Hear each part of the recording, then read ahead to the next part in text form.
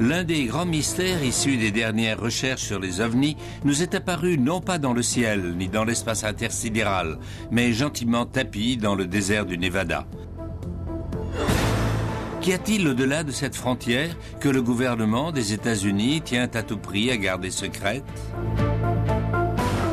Y a-t-il vraiment une base secrète cachée dans l'isolement du désert du Nevada où le gouvernement des États-Unis effectuerait des vols d'essai sur des ovnis capturés? Les photos satellites russes révèlent-elles la vérité alors que notre propre gouvernement nous empêche de la découvrir? Le récit incroyable de cet homme pourrait-il être vrai? A-t-il réellement travaillé sur des vaisseaux extraterrestres pour apprendre à les piloter? Le gouvernement des États-Unis collabore-t-il avec des extraterrestres dans un complexe top secret portant le nom de code Zone 51?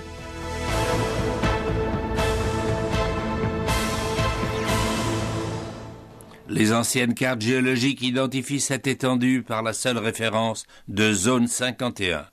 Ce terme désigne une large étendue, principalement composée de l'ancien lit asséché d'un lac qui porte encore aujourd'hui le nom de Groom Lake. Ici, une base de recherche top secret est censée opérer jour et nuit, et même si le gouvernement persiste à laisser entendre qu'elle n'existe pas, des centaines de témoins oculaires et des dizaines de photographies aériennes attestent du contraire. Et si les rumeurs sont véridiques, cette installation abriterait l'un des secrets les plus extraordinaires et les mieux gardés de cette génération, voire de tous les temps. Le fait que ce complexe abrite des secrets d'État ne fait pas le moindre doute. Il suffit de consulter les cartes officielles émises par le gouvernement pour s'apercevoir que l'installation en question n'y existe même pas. Mais pourquoi donc cette base constitue-t-elle un tel secret? Serait-elle liée aux observations continues de vols d'ovnis dans la région? Quand l'affaire Lazare a fait la une, les passionnés d'ovnis ont déferlé sur le site. Ils sont arrivés dans leur 4x4 pour surveiller la base secrète. Dans une interview télévisée, Robert Lazar a soutenu avoir été employé de 1988 à 1989 dans une base encore plus secrète que celle de Groom Lake. J'allais au boulot en avion privé de l'aéroport McCarran de Las Vegas, directement à la zone 51. De là, un bus me conduisait vers une installation encore mieux gardée, située à une vingtaine de kilomètres au sud, la zone S4.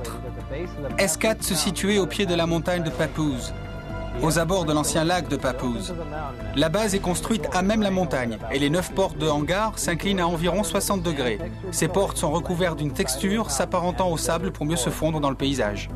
D'après Bob Lazar, c'était dans cette base qu'il travaillait en tant que pilote d'essai sur des vaisseaux en forme de soucoupe, basés sur une technologie transmise à l'humanité par des êtres venus d'ailleurs.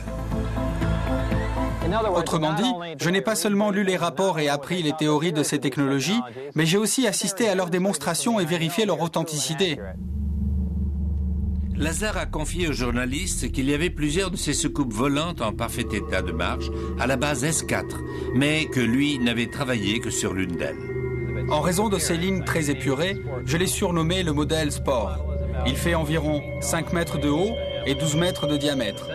Dans la partie centrale de cette soucoupe sont situés le poste de commande et les sièges, tous deux trop petits et trop près du sol pour être destinés à des humains adultes. Selon Bob Lazar, le vaisseau serait équipé d'un réacteur antigravité ou d'un réacteur de gravité qui produit une vague de gravité. À l'intérieur de ce vaisseau, il n'y a pas de ceinture de sécurité, car une fois en marche, on a l'impression qu'il est toujours droit et en état de gravité normale. Si l'on croit le récit de Bob Lazar, une telle conception n'appartiendrait pas au domaine de la fantaisie, mais serait une réalité, une preuve tangible que la Terre a été visitée par des êtres intelligents venus d'une autre planète. Est-ce que le gouvernement des États-Unis a pu avoir accès à une telle technologie et la garder secrète au détriment de l'opinion publique et des médias pendant plus de 50 ans ? Et s'il n'y a plus de secret, pourquoi le gouvernement prend-il des mesures aussi extraordinaires pour s'efforcer de maintenir cette base cachée? D'après les recherches menées par le Salt Lake Tribune en 1993, le secrétaire d'État à la défense aérienne, Sheila Widnall, aurait sollicité le contrôle de plus de 2000 hectares de terre du domaine public dans le désert du Nevada, dans le complexe du massif montagneux de Nellis. Le reporter Glenn Campbell a tenté plusieurs années de briser le mur du secret qui entoure la zone 51 et la base mystérieuse de Groom Lake. La zone 51 est juste une petite partie de l'une des zones secrètes les plus connues de la base aérienne de Nellis. Au-delà, il reste de vastes étendues désertiques. Jusqu'au début des années 80, il était encore possible de se rendre à Groom Lake en voiture pour observer la base de loin. C'était une base secrète, mais c'était un secret connu de tous. Au milieu des années 80, l'armée a réquisitionné un massif montagneux tout entier, le massif de Groom. À partir de ce moment-là, la base a cessé d'exister. Il n'en restait plus la moindre trace sur les cartes officielles du gouvernement. Et depuis ce jour, il refuse de faire la moindre allusion à cette base. Qu'y a-t-il dans cette base qui justifierait l'application de mesures aussi strictes? N'y a-t-il personne en dehors de la base qui soit au courant de ce qui s'y passe? Il faut se rappeler que pendant de nombreuses années, les avions espions U-2 décollaient de la zone 51. Et c'était aussi le cas des Blackbird, du SR-71 et des chasseurs Stealth. Ces missions avaient lieu depuis des années avant que les médias en parlent. Mais le gouvernement serait-il prêt à déployer des moyens de défense meurtriers juste pour empêcher les gens d'observer des avions? Il y a 25 ans que j'étudie la zone 51. Des collègues aux quatre coins du monde m'envoient de l'information via notre site web, notre email ou autre. Nous disposons d'une mine de renseignements très intéressants, montrant non seulement qu'ils ont capturé et testé des ovnis, mais aussi qu'ils possèdent du matériel dont ils n'ont même pas encore découvert les fonctions. Il semble assez évident que ce site a été choisi en raison de son isolement. Et le fait qu'il fasse partie du champ de tir de missiles de la base de Nellis ne rend en rien le lieu plus hospitalier. Mais apparemment, ni l'isolement ni la peur des bombes ne suffisent à écarter les gens. Mais quelle autre mesure le gouvernement a-t-il donc pris pour protéger cette base fantôme des intrus? Qui menace la sécurité? Le citoyen moyen ou les fans d'OVNI? Ou craignent-ils l'intrusion d'espions? Et qui, au juste, aurait intérêt à protéger le secret le plus médiatisé au monde? Seriez-vous surpris d'apprendre que ce n'est pas du tout le gouvernement? Cela fait des années que des citoyens comme vous et moi se sont éloignés des sentiers battus, seuls ou en groupes entiers, en bus ou en camion pour voir la zone 51 de plus près, et ils ne voient en fait qu'un paysage ressemblant à une contrée du tiers-monde. Un véhicule d'intervention rapide ou un hélicoptère apparaît soudain au sommet d'une colline. Le message est on ne peut plus clair. Vous n'êtes pas les bienvenus ici. Allez, allons plus vite. Déguerpissez. Allez, circulez. Regagnez votre voiture et demi-tour. Allez. Mais vu l'étendue de ce complexe, il est humainement impossible de contrôler toutes les voies d'accès. Comment peuvent-ils être sûrs que personne ne leur file entre les doigts? On m'a dit qu'ils ont des missiles solaires dans le cas où des avions survoleraient la zone sans autorisation. Et on a eu droit à une poursuite dangereuse par un hélicoptère. S'il ne s'identifie pas immédiatement, un autre avion décollera pour l'intercepter et le forcer à quitter l'espace interdit. Ou il sera abattu. La question posée est judicieuse. Est-il possible que les mesures de sécurité aillent trop loin? Et que se passerait-il si l'un des deux côtés franchissait la ligne? Est-il possible que l'obsession des ovnis ait poussé tout le monde sur une fausse piste?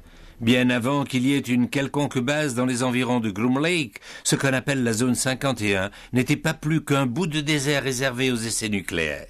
Il est possible que les gardiens de la zone 51 veuillent seulement protéger les gens des radiations résiduelles émanant du champ d'essai. Mais cet avis n'est pas partagé par Norio Hayakawa. Il a pu découvrir en personne les mesures de sécurité agressives déployées dans cette zone.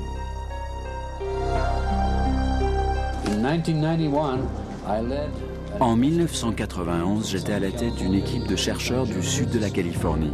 Et avec plusieurs journalistes, on s'est rendu dans la zone. Alors qu'on venait d'apercevoir ce qui ressemblait à une sorte d'essai de vol ou de manœuvre de ces engins en plein air, nous avons été pris en chasse par un hélicoptère militaire noir. Je me trouvais en tête d'une caravane de 7 voitures sur ce chemin de terre qui conduit à l'extérieur du périmètre de la zone 51. Et soudain, un hélicoptère militaire noir, sans aucune insigne, est sorti de nulle part et a plongé droit sur nos voitures. Il a dû passer à pas plus de 3 ou 4 mètres au-dessus de nos véhicules.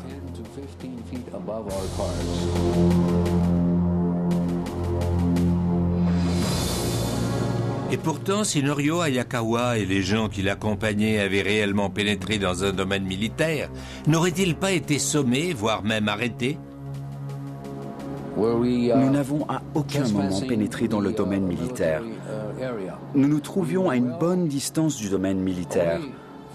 Nous étions dans un domaine public. Nous avions le droit de nous trouver sur un terrain de propriété publique. Pourtant, nous avons été traqués par cet hélicoptère. Ils ont mis nos vies en danger. Quoi qu'il se passe dans la zone 51, il est peu probable qu'on en écarte les gens pour les protéger des risques d'accidents ou des radiations atomiques. Le dispositif de sécurité vise plutôt à protéger ceux qui se trouvent à l'intérieur du complexe.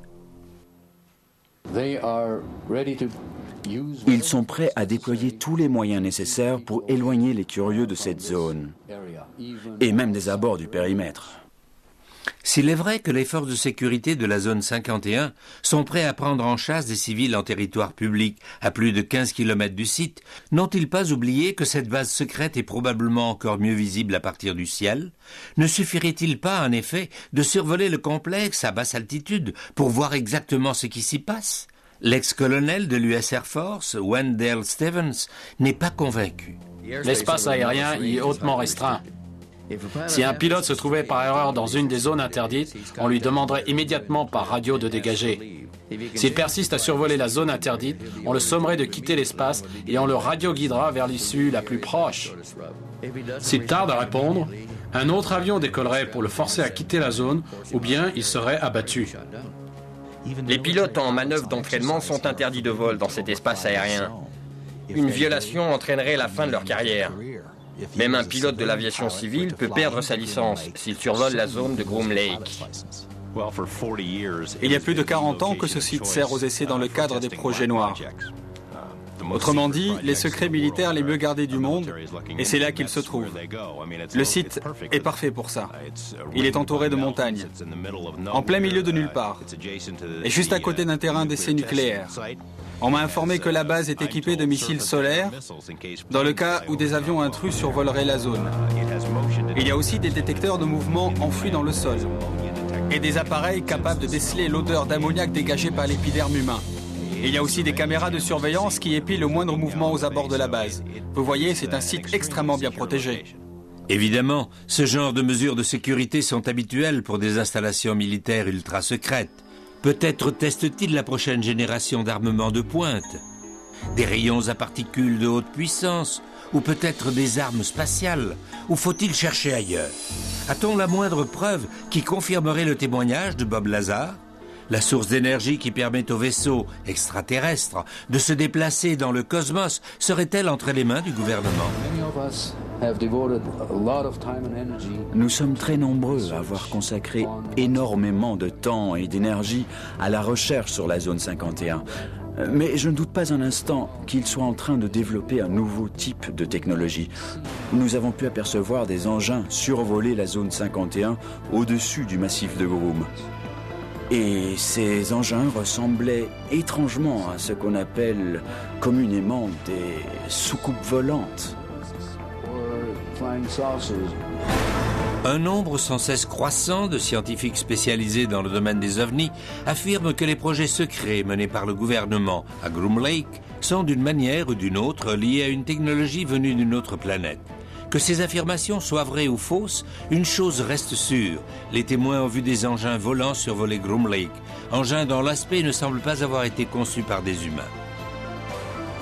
S'agissait-il en fait d'ovnis survolant la zone 51? Et que dire des photographies, des enregistrements vidéo et ces lumières étranges dans le ciel? Dispose-t-on de témoignages faibles qui confirmeraient la présence de vaisseaux, voire d'êtres extraterrestres dans la zone 51? Le récit de Bob Lazar ne marque ni le début ni la fin de la saga de la zone 51. Un certain nombre de personnes avaient déjà vu des ovnis dans le désert du Nevada, bien avant la naissance de Bob Lazar. Mais l'histoire a intéressé tout le monde à partir du moment où George Knapp a été interviewé par une des télévisions de Las Vegas. C'est ce qui a mobilisé le public ici.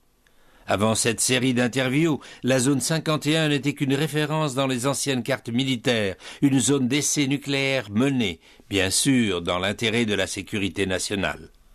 Mais l'année 1955 a marqué un tournant. Cette année-là, la société Lockheed cherchait désespérément une base d'essai pour tester son nouvel avion espion, le U-2. Ils ont placé tous leurs espoirs dans leur chef d'escadron d'essai, Tony Levier, et ont trouvé un endroit isolé disposant d'une très longue piste de décollage. Et c'est ainsi que la zone 51 est devenue la base d'essai aérien la plus secrète des États-Unis.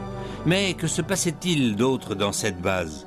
D'après la déclaration officielle du gouvernement des États-Unis, je cite, « Ni l'US Air Force, ni le département de la Défense n'opèrent ni ne possèdent d'installation sous le nom de Zone 51. » À proprement parler, c'est vrai.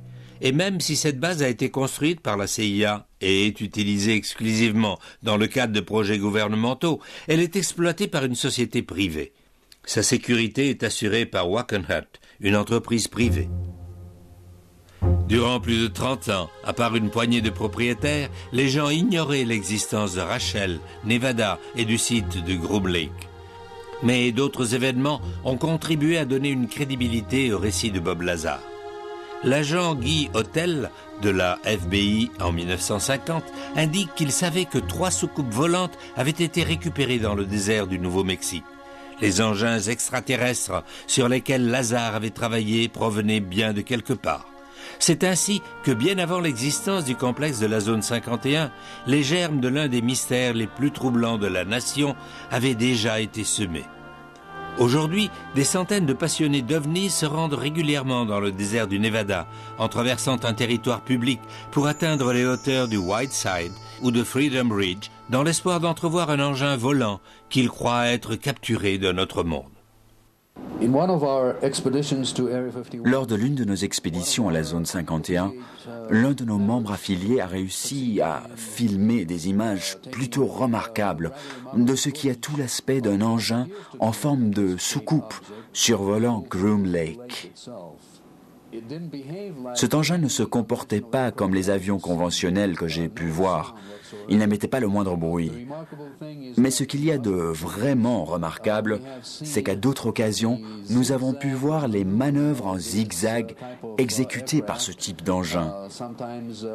Et parfois même avec des virages à 75 degrés, suivis d'ascensions et de descentes soudaines. Pourrait-il s'agir d'un vaisseau spatial venu d'une autre planète, tombé entre les mains des hommes ? Selon une version assez cohérente d'un grand nombre d'employés, un vaisseau aurait été transporté ici en 1953 et plusieurs extraterrestres vivants auraient été amenés presque en même temps. Cela fait des années que les Russes photographient la zone 51. Staline portait un grand intérêt aux ovnis et il voulait en savoir plus sur ce qui se passait à Roswell. Ils ont conclu que les événements de Roswell avaient bien eu lieu, que quelque chose s'y était écrasé, que ce n'était pas un ballon météorologique ni un objet terrien. Ils ne savaient pas exactement d'où ils venaient, mais ils savaient qu'ils étaient ni à eux ni à nous et qu'il fallait à tout prix l'étudier. Bien entendu, sans preuve, ces affirmations restent du domaine de l'ouï-dire et des rumeurs. Mais existe-t-il de telles preuves ? Toutes les histoires qui planent autour de cet endroit restent un mystère, tant pour les employés que pour nous tous. Peut-on retracer l'origine de toutes ces histoires d'ovnis capturés ? Et comment ces engins sont-ils arrivés à la zone 51 ? Ce ne sont pas les responsables de la zone 51 qui vont admettre quoi que ce soit. Une action fédérale en justice visait à savoir le nom de la base, mais ils se sont battus et maintenant ils sont exemptés d'en révéler le nom. Lorsqu'on travaille dans une zone secrète comme la zone 51, le travail qu'on fait est fortement compartimenté. On est amené en jet depuis Las Vegas, les hublots obstrués. À Groom Lake, on s'embarque dans des bus sans fenêtres qui nous conduisent directement sur les lieux de travail. On ne voit que le hangar et les quelques bâtiments dans lesquels on travaille. C'est une dichotomie intéressante. Les Russes peuvent survoler et prendre des photos. Nous avons signé un traité d'accès aérien ouvert qui permet à des dizaines de pays de survoler et de prendre des photos, mais nous, qui payons les factures pour le maintien du site, ne sommes pas au courant. En 1988, un satellite russe a pris une photo sensationnelle au-dessus de la zone 51. Si vous regardez l'objet mis en évidence en bout de piste, il est positionné comme s'il était sur le point de prendre son envol. Récemment, de nouvelles photos de la zone 51 ont été diffusées sur Internet, ce qui révèle peut-être du fait que, malgré les démentis du gouvernement, le public exige une explication au mystère planant sur la zone. Cette année, il y a eu de nouvelles photos de la zone 51. Les premières provenaient d'un satellite espion russe capable de détecter des objets de moins de 2 mètres. Les autres, d'un satellite commercial américain capable d'apercevoir des objets de moins d'1 mètre. Ces informations nous apportent des précisions sur les activités menées dans la zone 51, une base dont le gouvernement des États-Unis persiste à démentir l'existence. La précision et la qualité de ces photos satellites sont remarquables, mais elles ne font que soulever davantage de questions sur les activités. Une chose qu'on remarque, c'est l'absence de personnel sur le terrain. S'il s'y passe réellement quelque chose, il reste à savoir où exactement. Jusqu'ici, Bob Lazar restait le seul témoin à avoir donné des précisions sur le travail mené sur des technologies extraterrestres dans la zone 51. Toutefois, dans une interview exclusive pour Secrets et Mystères du Monde, cet homme, David Adair, un expert de renom mondial dans le domaine des technologies de l'espace, a accepté de faire des déclarations publiques sur sa propre expérience dans la zone 51. J'ai construit une première fusée à 17 ans, après de nombreuses tentatives pour y parvenir. Elle faisait environ 3 mètres de haut et elle pesait environ 1 tonne. La conception du réacteur était en quelque sorte unique. Il s'agissait d'un réacteur EMFC, soit un réacteur basé sur le principe du confinement de la fusion électromagnétique. On a eu le soutien de tout le monde. Avec l'aide du Congrès et celle de l'armée, une fois l'engin prêt, on l'a transporté à la base aérienne de Wright-Patterson et puis jusqu'à White Sands, au Nouveau-Mexique. Le 20 juin 1971, on a procédé au lancement. La fusée était extrêmement rapide. Elle a décollé de l'endroit prévu et Arthur Rudolph m'a transmis les coordonnées par radio pour la faire atterrir à Groom Lake, au Nevada. La fusée a atterri grâce au parachute qui était attaché et nous avons pris l'avion de White Sands à Groom Lake. À notre arrivée, on a pu constater 2 pistes d'envol de plus de 3000 mètres chacune, ce qui est une base aérienne importante. Une fois au sol, quand nous sommes arrivés au hangar central, nous nous sommes arrêtés et tout à coup, le sol tout entier s'est affaissé sous nos pieds.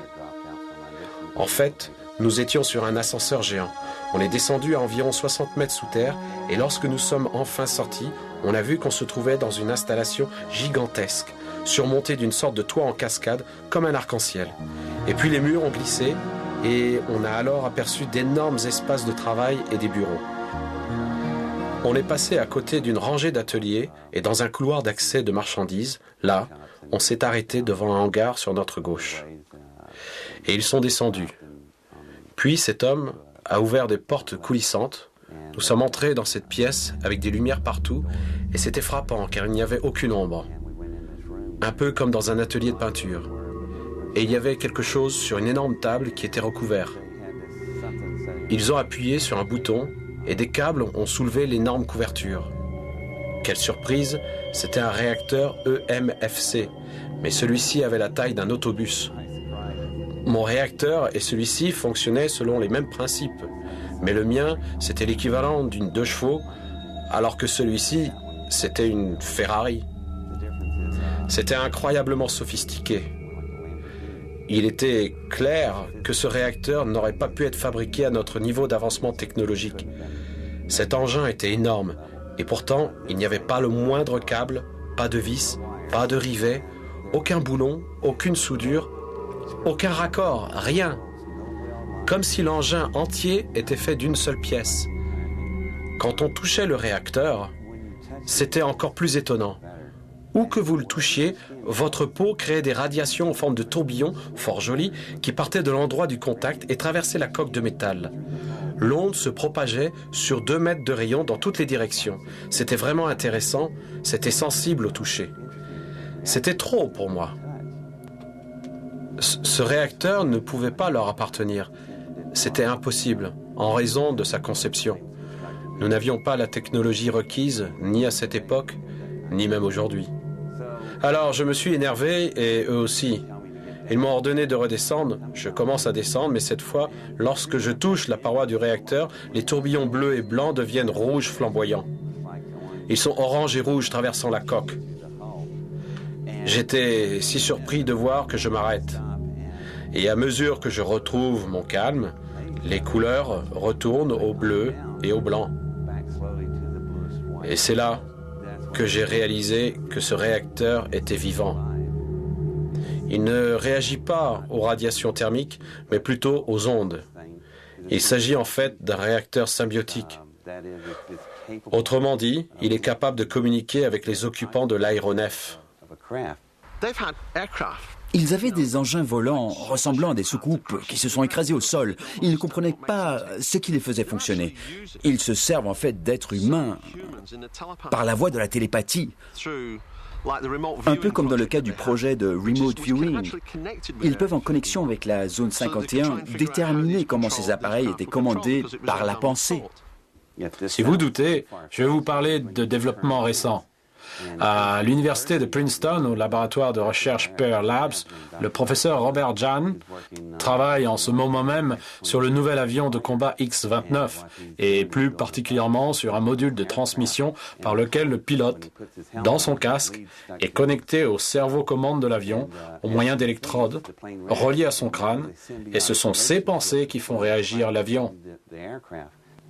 Une véritable relation symbiotique entre le pilote et l'avion. C'est quand je suis redescendu du réacteur et que je l'ai regardé que je me suis vraiment rendu compte qu'il était d'origine extraterrestre. Cette conception n'avait rien à voir avec notre technologie. J'ai compris que cet engin était en fait la preuve que tout le monde cherche, et ça m'enrageait qu'ils cachent cette information du public, car ils n'ont aucun droit de faire ça.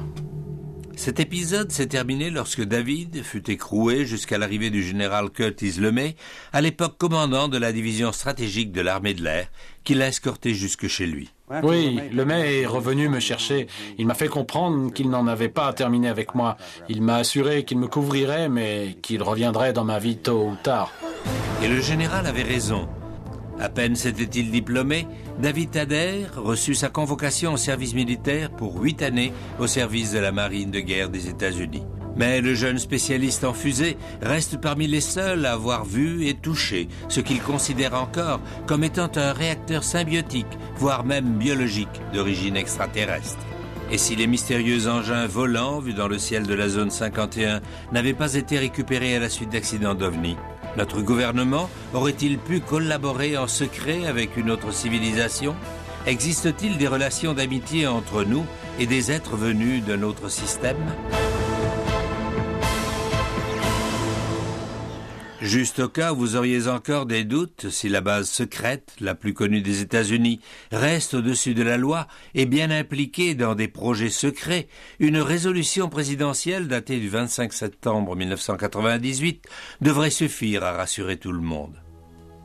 Dans ce document, le président Clinton exemptait les forces de l'armée de l'air, opérant à proximité, de toutes les législations portant sur les déchets dangereux ou solides, tant à l'échelon fédéral, de l'État qu'interétatique, et qui supposerait la divulgation de renseignements classés secrets et dont la divulgation serait préjudiciable à la sécurité nationale. Mais de qui doit-on protéger la nation? Personne ne met en cause les déclarations de Robert Lazar sur son travail sur un modèle grandeur nature de ce vaisseau extraterrestre. Il s'agit de l'information la plus importante des 100 dernières années. Et d'après David Adair, un réacteur encore plus grand et avec des proportions et une puissance énorme serait également entre les mains du gouvernement des États-Unis depuis plus de 30 ans. Mais que peut-on déduire de la description d'une technologie d'origine extraterrestre? Comment est-elle arrivée aux mains des hommes? D'après Robert Lazar, il aurait eu accès à des renseignements qui pourraient constituer une preuve irréfutable de l'existence de vie intelligente sur d'autres planètes. Dans l'interview filmée de Lazar, il affirme qu'on lui a montré des documents officiels lorsqu'il se trouvait dans la base top secret S4, disant noir sur blanc que les êtres qui nous ont transmis les secrets sur la soucoupe volante provenaient du système stellaire Zeta Reticuli, situé à quelques 35 années-lumière de la Terre. Ces êtres feraient entre 1 mètre et 1,50 m et pèseraient entre 12 et 25 kilos. Une peau grisâtre et un grand crâne avec des yeux panoramiques en forme d'amande.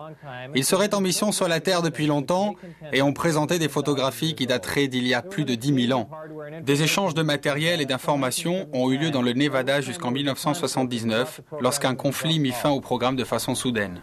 Rares sont ceux qui ont fait le lien à l'époque, mais l'identification faite par Lazar du système Zeta Reticuli vient appuyer un récit fascinant, raconté il y a 20 ans par Betty Hill, l'une des premières à avoir été enlevée par un ovni. Lorsque Betty était à bord du vaisseau, elle a eu la présence d'esprit de jeter un bon coup d'œil et de poser des questions. Et elle a vu afficher ce qui ressemblait à une carte de la galaxie. Elle a demandé au présumé leader du groupe ce que cela représentait. Et il a répondu, « Bien, voyez, ceci représente notre secteur de l'univers. » Et ça, Betty s'en souvient clairement. Il semblerait que cela soit gravé dans son subconscient, ce qui lui a par la suite permis de retracer un schéma de ce qu'elle avait vu sur la carte dans le vaisseau. Personne ne savait ce que cela représentait, excepté une jeune astronome très brillante, Marjorie Fish. Elle l'a regardé et elle a dit « Je pense que je peux déchiffrer quelque chose. » Et, au bout de 6 années de recherche, Marjorie a reconstitué ce qu'elle pensait être la carte dont Betty avait le souvenir. Se trouvaient ici plusieurs systèmes stellaires qui n'ont été découverts que vers la fin des années 60. Les découvertes ultérieures ont alors rendu la carte interprétée par Fish valable. Le système stellaire, d'où le commandant du vaisseau a dit à Betty qu'il provenait, est appelé Zeta Reticuli. Betty Hill aurait-elle pu inventer tout ça? Et Bob Lazar aurait-il tiré ce nom d'un chapeau de magicien? Ou sommes-nous enfin en présence de preuves irréfutables de la venue d'extraterrestres sur Terre, voire d'enlèvements liés à la zone 51? Betty et Barney n'ont pas menti, car dans les années suivantes, leur récit n'a constitué qu'une partie infime de la vaste quantité de preuves confirmant que ces événements sont réels. Mais alors est-il possible que le gouvernement ait conclu une sorte de contrat avec les extraterrestres? Une telle hypothèse est-elle envisageable? Il est possible que nos gouvernements arrivent à une entente avec un autre monde. En contrepartie de la technologie de pointe que nous avons acquise en si peu de temps, nous leur avons peut-être donné autre chose, comme la possibilité d'aller et venir et de se servir de notre Terre comme relais vers d'autres planètes. Ils sont peut-être en quête de ressources, d'eau ou de minéraux de notre planète, ou peut-être même qu'ils veulent se servir de nous comme ressources. Les théories et les possibilités laissent perplexes. Notre gouvernement agissant avec des forces extraterrestres, des enlèvements, des réacteurs, tout ça caché dans le sable du désert dans la zone 51. S'agit-il en fait du secret que le gouvernement est si anxieux de protéger à Groom Lake? Y a-t-il la moindre possibilité que la zone 51 soit utilisée comme une sorte de port spatial accueillant des vaisseaux, un échange de technologies nouvelles? La zone 51 peut facilement faire office de port spatial. Toute installation protégée de cette façon est entourée d'un périmètre de sécurité pour éloigner le public. Et dans un endroit aussi isolé que le désert, on pourrait y aller et venir sans difficulté, particulièrement si on a un vaisseau invisible sur les radars. Et peut-être même qu'il serait invisible à l'œil nu.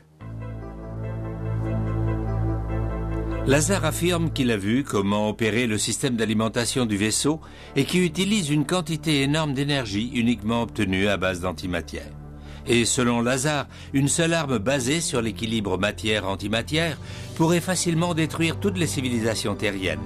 Il affirme que le fait d'utiliser cette source d'alimentation rend ce vaisseau indétectable. Cette soucoupe ne peut être aperçue de nulle part. Elle est d'ailleurs parfaitement invisible.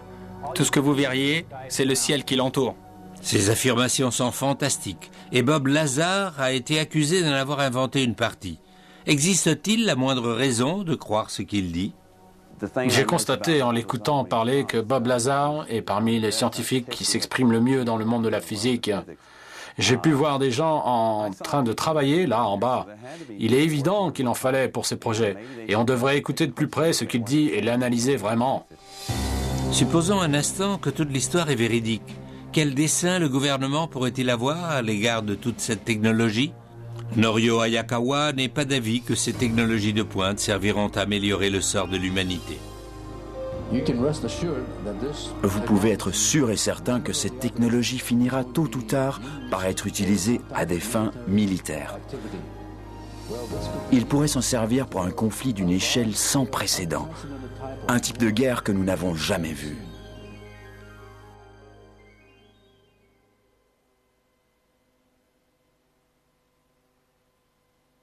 Norio Hayakawa n'est pas convaincu que ces découvertes technologiques serviront au bien de l'humanité.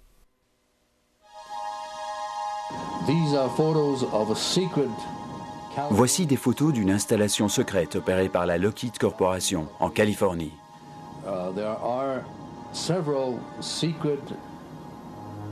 Il y a plusieurs bases aériennes secrètes dans le sud de la Californie où ils sont en train de tester des composantes pour essayer de reproduire certains de ces objets.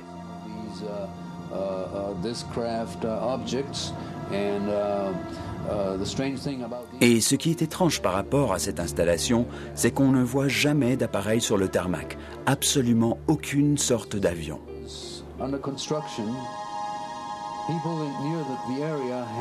Lorsque le site était en construction, les gens de la région ont pu voir des files interminables de camions à ciment, pratiquement 24 heures sur 24, sans interruption, parfois durant plusieurs semaines, sans arrêt, ce qui indique que la construction d'un complexe souterrain de grande envergure était en cours.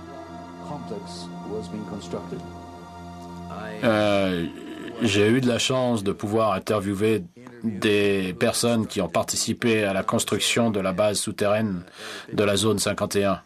Il y a toutes sortes de laboratoires de recherche là-dessous et la surface a été traitée pour ressembler au désert. D'après Hayakawa, la sécurité autour de cette base est tout aussi stricte que celle autour de la zone 51 et que la véritable dimension de ces deux sites dépasse l'entendement.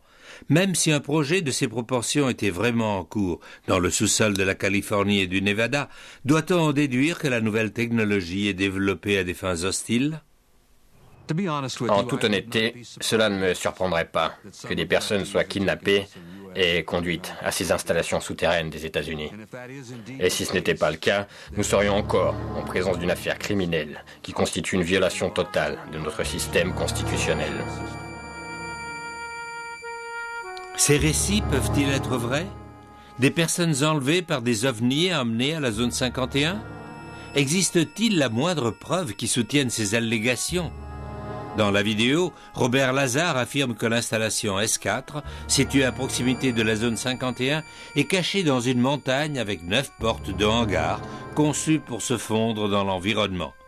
Ce qui est incroyable, c'est que cette version correspond au témoignage de personnes affirmant avoir été enlevées par des extraterrestres à bord d'ovnis et emmenées à une base souterraine mystérieuse. Les otages ont été amenés dans des endroits qu'ils ont assuré être des installations souterraines. Plusieurs otages ont aussi affirmé que leurs ravisseurs avaient l'aspect de personnel militaire américain. Et puis, il y a aussi ceux qui sont convaincus que l'armée développe cette technologie pour défendre l'humanité contre une invasion extraterrestre.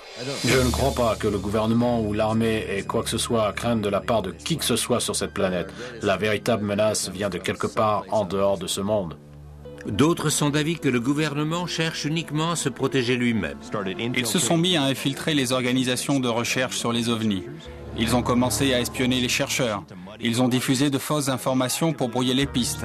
Ils ont activement encouragé une politique visant à couvrir de ridicule toute personne affirmant avoir vu des ovnis. Mais les gens qui voient des ovnis ne sont pas fous du tout. C'est juste le prisme par lequel on voit ces nouvelles à l'heure actuelle. Le gouvernement a fait un excellent travail de brouillage des pistes. Tous ces témoignages d'objets volants au-dessus de la zone 51 sont faciles à expliquer. Ils voient des objets volants dans le ciel, c'est un fait. La recherche continue et ils pilotent tout depuis l'ingénierie inversée jusqu'aux appareils extraterrestres qui vont et viennent. Ces gens ne sont pas fous. Ils voient vraiment des trucs volés. C'est une installation souterraine militaire aux dimensions énormes. Certains de mes amis qui ont visité les lieux disent que c'est réellement un bâtiment de 40 étages sous terre. Énorme. Si les ovnis existent bien, le gouvernement a sûrement de bonnes raisons d'éviter la panique et pour que la société ne réagisse pas de façon excessive face à cette situation. Probablement, le gouvernement est-il au courant de l'existence des ovnis depuis les années 40 et 50. Durant cette période, il y avait une grande hystérie anticommuniste à propos des affaires du monde. En introduisant la notion d'ovni, on aurait risqué une hystérie de masse. Et ce sont alors les fondements même de notre société qui auraient été ébranlés. Ils essayent de dissimuler ces événements. Ils traitent le public comme s'il ne méritait pas la moindre attention. Ils ont des appareils dans des caisses qui pourraient servir au bien de l'humanité. Mais qu'est-ce qu'ils font? Ils réfléchissent aux façons d'utiliser ces technologies pour fabriquer une arme.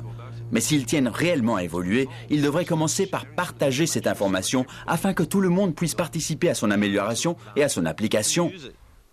Bob Lazar est absolument ferme dans ses propos. Lors d'une interview récente, il aurait affirmé « Je suis absolument certain de ce que j'ai vu. Je sais où en est la science traditionnelle et la physique. Et j'affirme qu'il s'agit d'un appareil extraterrestre. Cette technologie a des centaines et des centaines d'années d'avance sur la nôtre. Un point, c'est tout. » Mais pour ceux d'entre nous qui n'ont pu le voir de leurs yeux, la question reste, existe-t-il des preuves irréfutables qu'une technologie venue d'ailleurs est en train d'être testée et utilisée dans la zone 51 ? Est-il possible qu'enfoui dans le sous-sol du désert, au-delà du cordon de sécurité le plus efficace de l'histoire, il existe une preuve de l'existence d'une vie dans d'autres mondes ? Si cette preuve y existe, elle soulève une autre question encore plus cruciale. Le monde pourrait-il devenir un monde meilleur si cette incroyable information était divulguée et si l'inconnu devenait l'inimaginable ?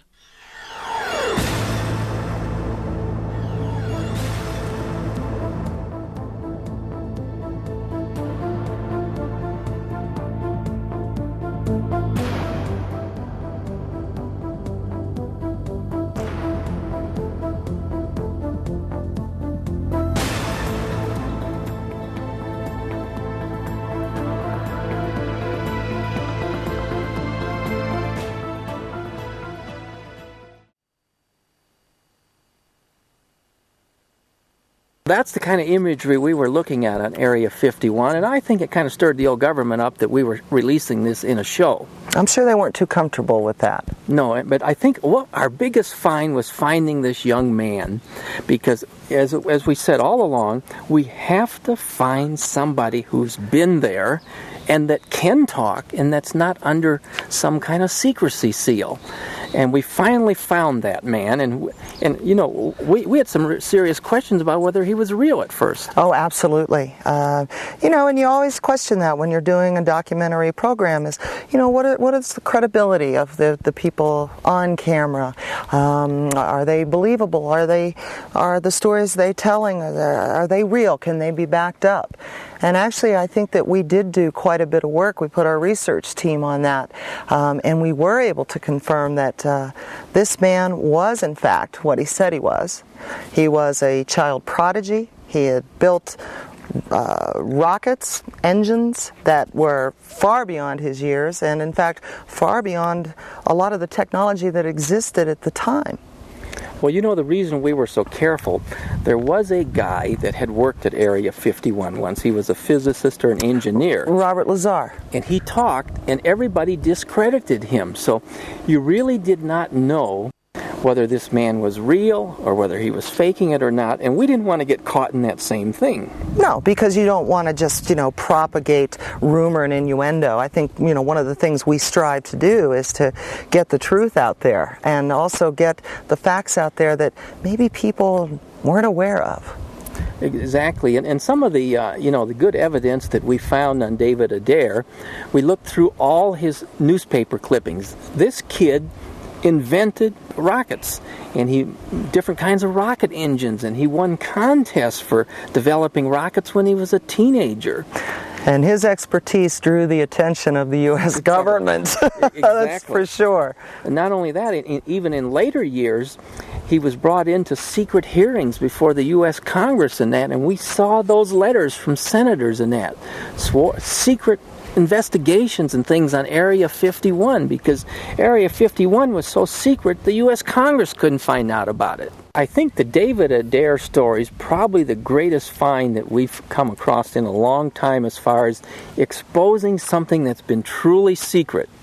And he's on the program, and his entire interview will be on this particular program, but it is one of those interviews that you trace this man's life, childhood prodigy, what happens at Area 51, and it doesn't end there when he leaves.